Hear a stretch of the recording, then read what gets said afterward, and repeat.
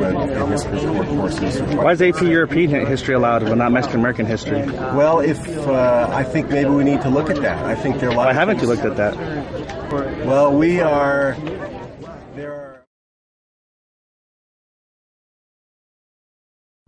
With all due respect, Dr. Stegeman, this resolution cannot be viewed in any other way than the dismantling of the program that has proved to be excellent for our children for many years. I'm sorry, sir, but that is messing with them. What Dr. Stegeman is proposing by insisting on stripping the core curriculum status of Mexican American history and literature is to treat students that want to study such material as second-class citizens. It is a simple case to make. Students that desire to continue to take our rigorous curriculum that meets the state standards will now have to do so at the expense of taking other electives. In other words, students will have to sacrifice art, mariachi, dance, acting, and so on in order to add another history or English class to their schedule. These students, many of whom are Latino, will have redundant classes and less opportunity to have a diverse and enriching school experience, since they will have 2 history classes and possibly 2 English classes as well. By contrast, our school district offers AP European History as a core history class, and Dr. Stegeman makes no mention of removing the graduation credit toward history from this class.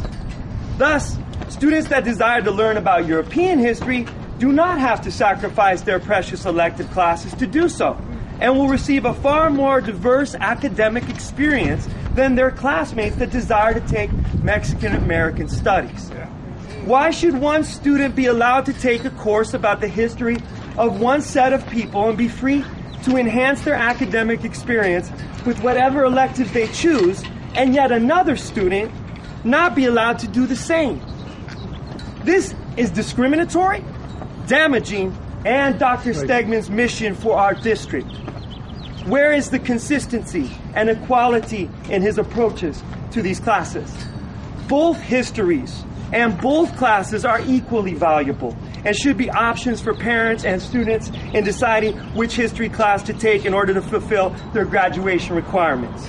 But this is not the case for Dr. Stegeman, who wants to control such options for parents and students through this resolution and remove the freedom to choose which academic path is more suited for their interests and future.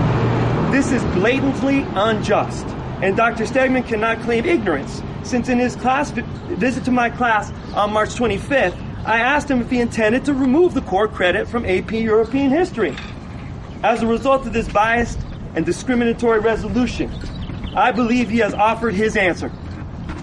Do we dare teach this lesson to our students and children, that one people's experience is more valuable than another?